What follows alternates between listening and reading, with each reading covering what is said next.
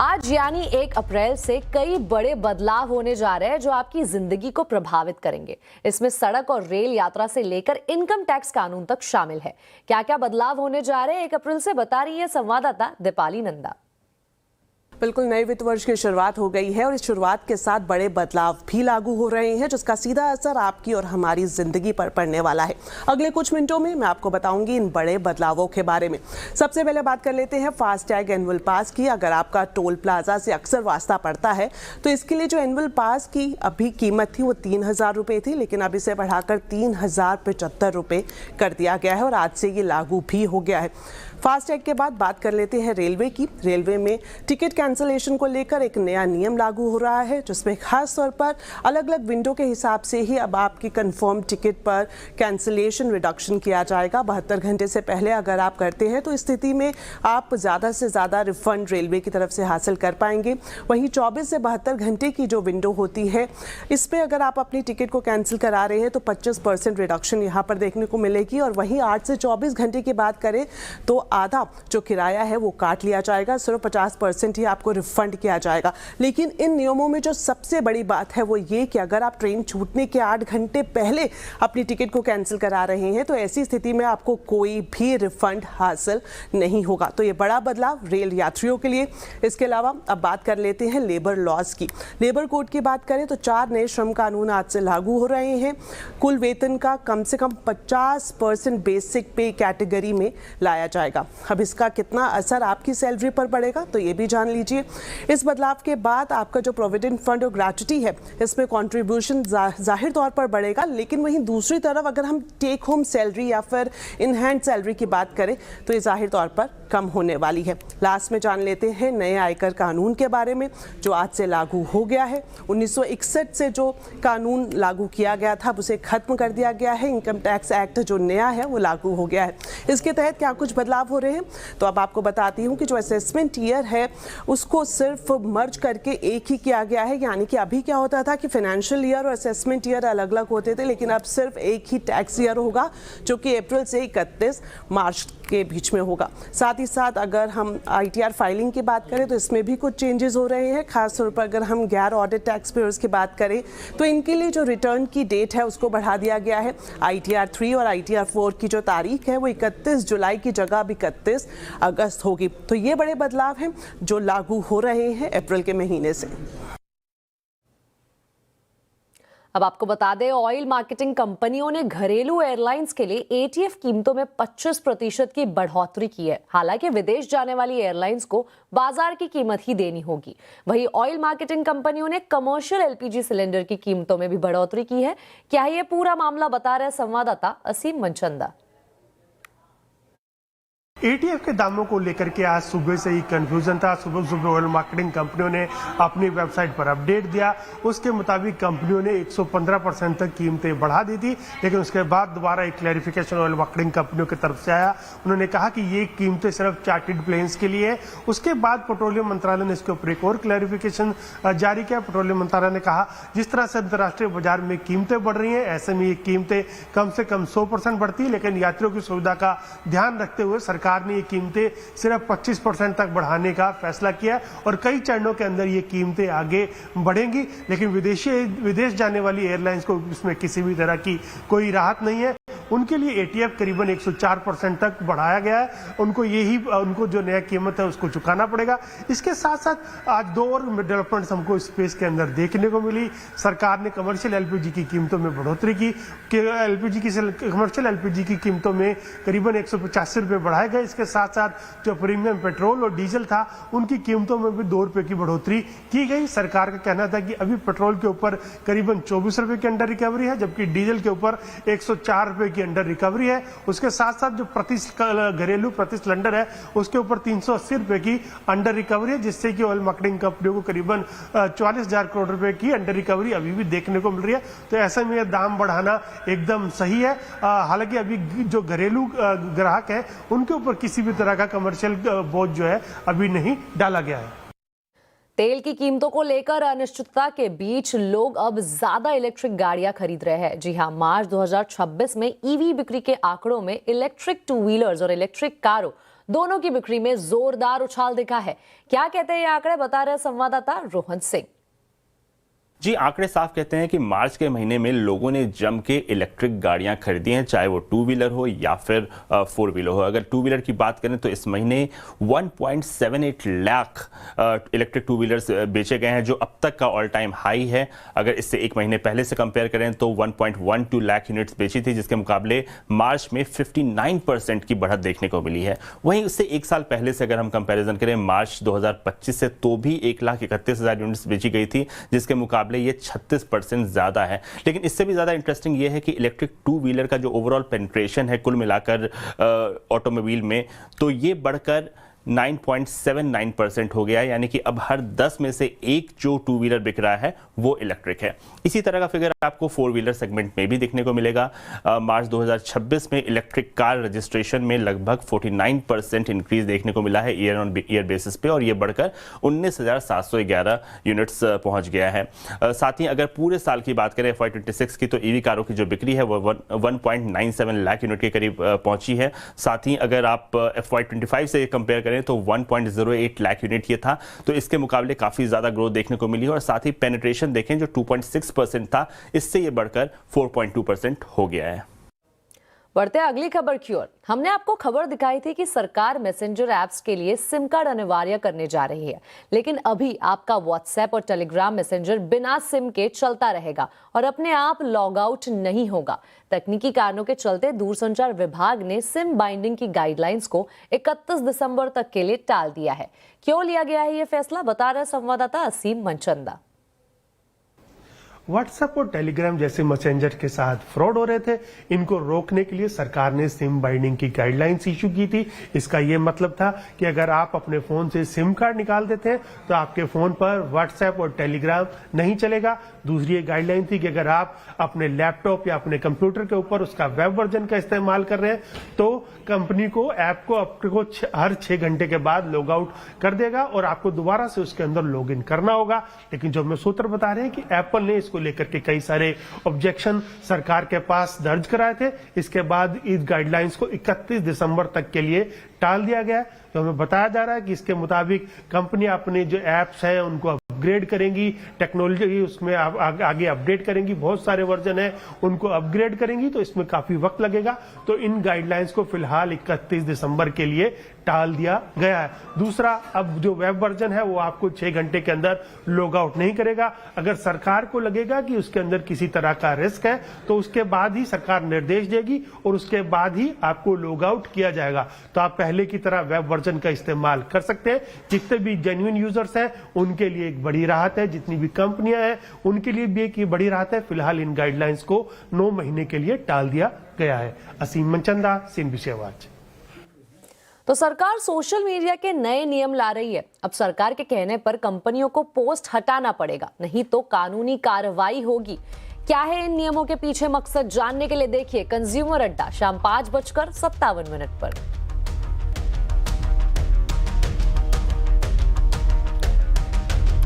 तो America, Israel और Iran के बीच चल रही भीषण जंग थमने के संकेत मिलने लगे हैं। अमेरिकी राष्ट्रपति डोनाल्ड ट्रंप ने कहा है कि ईरान के साथ जारी जंग 2 से 3 हफ्तों में खत्म हो सकती है। इसके लिए ईरान के साथ कोई डील की जरूरत नहीं है। इस बीच भारतीय समय के मुताबिक कल सुबह करीब 6:30 बजे ट्रंप अमेरिका को संबोधित करेंगे। इधर ईरान के राष्ट्रपति पेजेश्कियान ने भी जंग खत्म करने की पेशकश की है। जंग खत्म करने को लेकर मिल रहे संकेतों पर तेल अवीव से पूरी अपडेट दे रहे संवाददाता रिफत अब्दुल्ला। देखिए, इस्राइल और ईरान के दरमियान युद्ध का सिलसिला अभी भी जारी है। हालांकि डोनाल्ड ट्रंप की तरफ से जो स्टेटमेंट आया है उसमें कहा गया है कि 2 से 3 हफ्ते में ये जंग खत्म होगी और वो ईरान से वापस निकल रहे हैं। और साथ ही उन्होंने ये भी कहा है कि जो उनके गोल थे इस्राइली फोर्सेस के साथ मिलकर उन्होंने ईरान में वो अचीव किए हैं। और उन्होंने ये भी कहा कि गोल ये था कि वहाँ की न्यूक्लियर कैपेबिलिटी जो है उसको रिड्यूस किया जाए, वही उनका गोल था और वो अब अपना जॉब फिनिश कर रहे हैं। तो सबसे बड़ा सवाल ये है कि क्या ईरान की तरफ से जंग खत्म की जाएगी और दूसरी तरफ से इस्राइली फोर्सेस लगातार युद्ध लड़ रहे हैं, लेबनान में ग्राउंड ऑपरेशंस कर रहे हैं और वहां पर भी उनको बहुत चैलेंजेस फेस करने पड़ रहे हैं हिजबुल्लाह की तरफ से, क्योंकि हिजबुल्लाह की तरफ से लगातार अटैक्स का सिलसिला जारी है। आज हालांकि 1 अप्रैल है और आज तकरीबन 20 जगहों पे यहाँ टेल अवीव और इर्द गिर्द हमले हुए, क्योंकि लगातार ईरान की तरफ से बैलिस्टिक मिसाइल दागे जा रहे हैं और क्लस्टर बॉम्ब्स का भी इस्तेमाल किया जा रहा है। तो फिलहाल जिस तरीके का स्टेटमेंट डोनाल्ड ट्रंप ने दिया है उस पर सबकी नजरें हैं कि किस तरीके से 2-3 हफ्ते में ये जंग खत्म होगी, क्योंकि बार बार डिफरेंट तरीके के स्टेटमेंट्स डोनाल्ड ट्रंप की तरफ से आ रहे हैं। पहले उन्होंने ये कहा था कि खार्ग आइलैंड पे उनका कब्जा होगा और ये भी कहा था कि स्ट्रेट ऑफ हार्मोज को वो खोल कर ही रख देंगे, लेकिन जिस तरीके से ईरान ने अपना दबदबा उस पर कायम रखा तो डोनाल्ड ट्रंप ने अपने स्टेटमेंट वापस लिए और बताया कि जो देश वहां से तेल लेके आते हैं वो देखें। और उसके अलावा उन्होंने काफ़ी नाराज़गी उन नेटो देशों के खिलाफ भी दिखाई जिन्होंने इस युद्ध में उनका साथ नहीं दिया।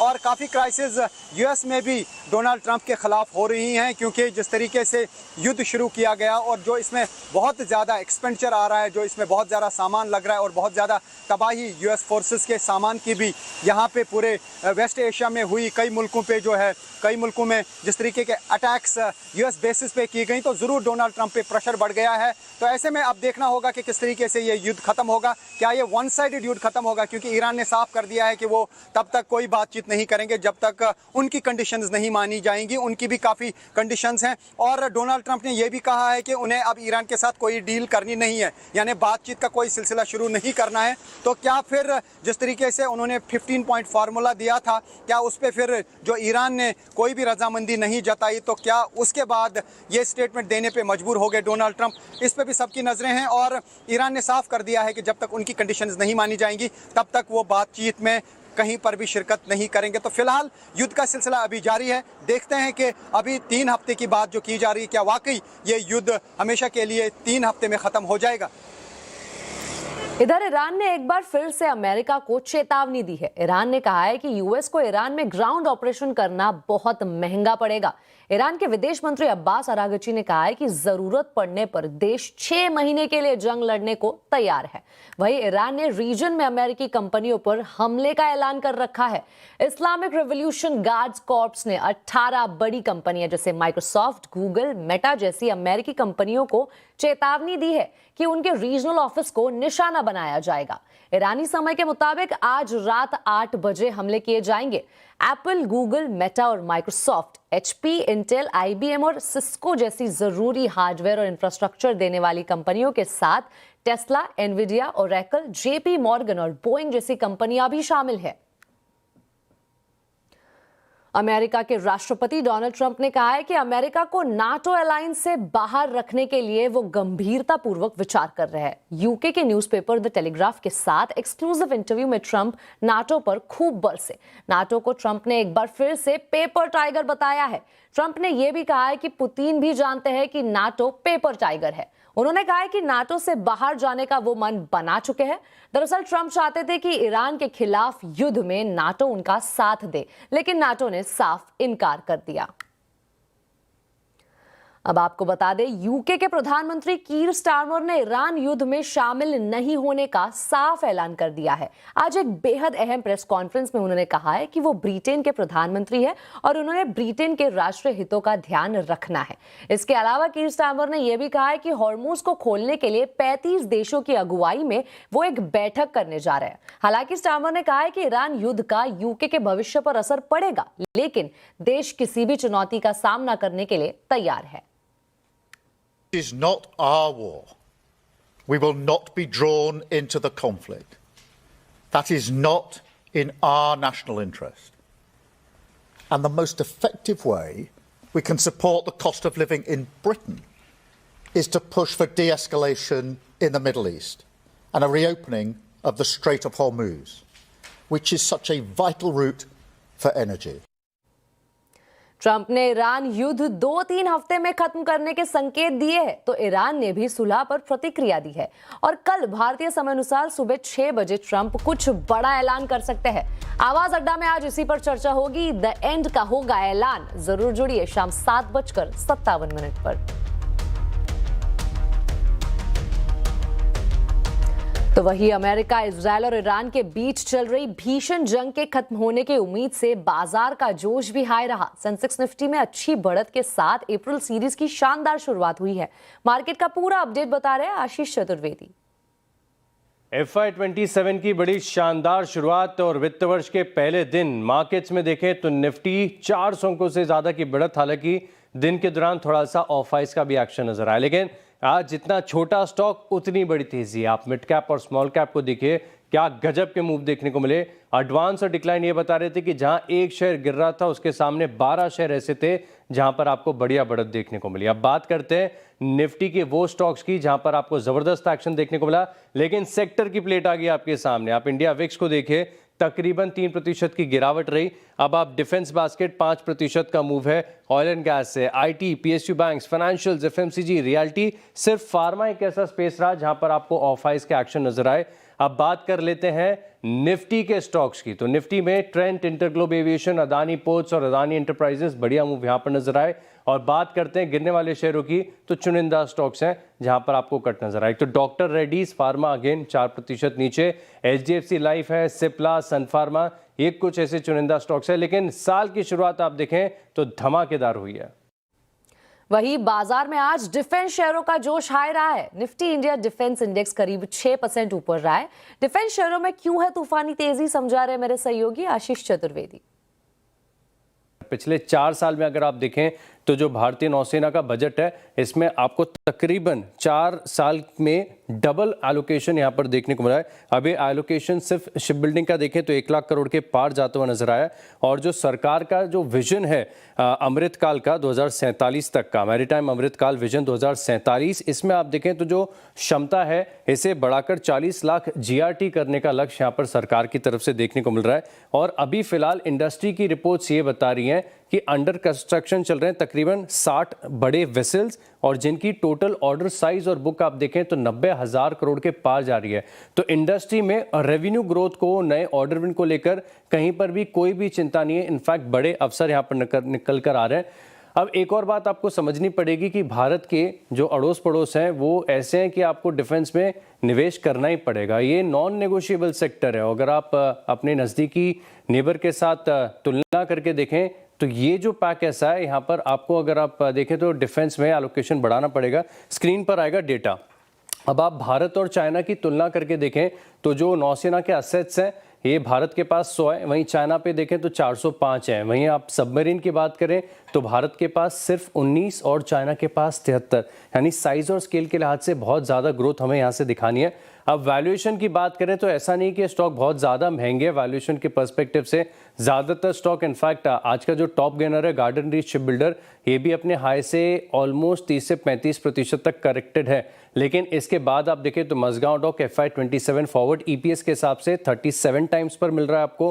गार्डन रीच जिसमें आज सबसे ज़्यादा तेज़ी है और सरप्राइजिंगली सबसे सस्ता स्टॉक भी सिर्फ 26 टाइम्स पर है। और कोचिन शिपयार्ड, इसकी जो वैल्यूएशन है ये ऑलमोस्ट 40 टाइम्स पर निकल कर आती है। अब गार्डन रीच की बात करें तो FY26 में इनके जो टॉप लाइन है अपडेट देकर बताया कि 26% का बड़ा उछाल यहाँ पर देखने को मिला है। जो 5,076 करोड़ की रेवेन्यू थी अब वो बढ़कर 6,400 करोड़ देखने को मिली है। 50,000 करोड़ के आसपास की इनकी ऑर्डर बुक निकल कर आती है। और ऑलमोस्ट 8 वेसल्स इन्होंने FY26 में, जिसमें 3 वॉरशिप्स हैं, इसको डिलीवर भी किया है। लेकिन बाजार को ये पसंद आ रहा है कि गार्डन रीच शिप बिल्डर अपनी जो नॉन डिफेंस की बुक है, ऑर्डर बुक, इसे लगातार ग्रो करता जा रहा है। अब यहाँ पे जो नए प्रोडक्ट लॉन्च ये करते जा रहे हैं, इसका एक बड़ा बेनिफिट है। साथ में यहाँ पर डिफेंस मिनिस्ट्री की तरफ से भी इस कंपनी की काफ़ी तारीफ की गई थी, किस प्रकार से इन्होंने एग्जीक्यूशन दिखाया है, ऑर्डर बुक में ग्रोथ यहाँ पर देखने को मिली है। स्ट्रेटेजिक कोलैबोरेशन इनके देखने को मिले थे भारतीय शिपयार्ड के साथ, और भारत फोर्ज की सब्सिडरी है, साथ में एक और जर्मन कंपनी है जिनके साथ इनका कोलैबोरेशन हुआ था।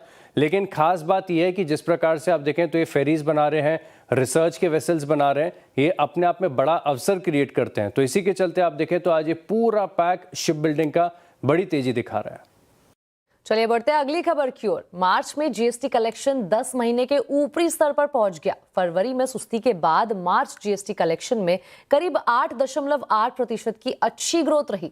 जीएसटी कलेक्शन 8.8% बढ़कर एक बार फिर 2 लाख करोड़ के पार पहुंच गया। वही वित्त वर्ष 25 और 26 के जीएसटी कलेक्शन सालाना आधार पर 8.3% बढ़कर 22.2 लाख करोड़ के पार पहुंच गया।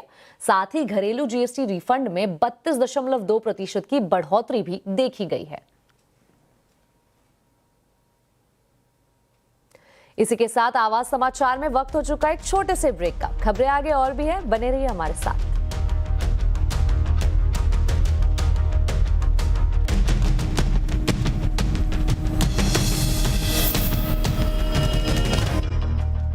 पीएम मोदी आज असम के दौरे पर है। पीएम ने असम के डिब्रूगढ़ जिले में एक चाय बागान का दौरा किया। इस दौरान उन्होंने वहां काम कर रही महिलाओं से बातचीत की और सेल्फी भी ली। उन्होंने चाय को असम की आत्मा बताया। एक रैली के संबोधित करते हुए उन्होंने कहा कि इस बार बीजेपी एनडीए सरकार की जीत की हैट्रिक लगनी तय है। चलिए, बहुत बहुत धन्यवाद आप सबका। इस बार बीजेपी एनडीए सरकार की हैट्रिक लगनी तय है। आप मुझे बताइए, हैट्रिक होगी कि नहीं होगी? और जोर से बताइए, हैट्रिक होगी कि नहीं होगी? दोनों हाथ ऊपर करके बताइए, हैट्रिक होगी कि नहीं होगी? और कांग्रेस के पराजय की भी हैट्रिक होने वाली है।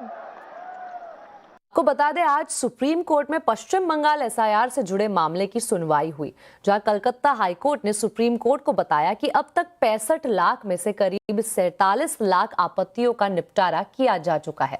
वहीं रोजाना करीब 2 लाख आपत्तियों पर विचार भी हो रहा है। बंगाल एसआईआर को लेकर क्या हुआ है सुप्रीम कोर्ट में, पूरी डिटेल बता रहे असीम मनचंदा।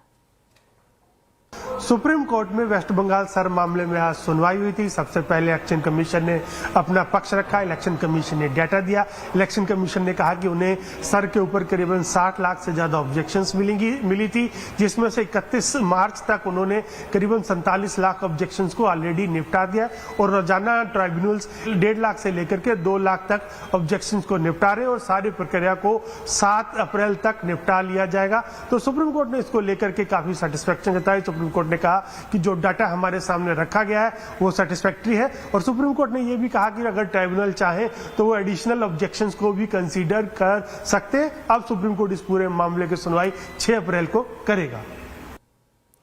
अब की बार भीषण गर्मी से राहत मिलने के पूरे आसार दिख रहे हैं। जी हां, मौसम विभाग के मुताबिक इस साल अप्रैल से जून के बीच देश के कई हिस्सों में भीषण गर्मी से राहत मिल सकती है। इन 3 महीनों में अधिकतम तापमान सामान्य से नीचे रहने का अनुमान है। इस पर मौसम वैज्ञानिक नरेश कुमार से बात की हमारे संवाददाता असीम मनचंदा ने। अगर हम टेम्परेचर्स की बात करें, मैक्सिमम टेम्परेचर्स आने वाले 3 महीनों के लिए, हमारा अनुमान यही है स्पेसिफिकली नॉर्थ वेस्ट और एडजॉइनिंग सेंट्रल इंडिया जो टेम्परेचर्स हैं वो सामान्य रहेंगे, जो सामान्य से कम रहने का अनुमान है। और इसके अलावा ईस्ट और adjoining east India, north east India और south east peninsular India, specifically जो ईस्ट कोस्ट है, वहाँ पे हमारा अनुमान है वो टेम्परेचर सामान्य से ज़्यादा रहने का।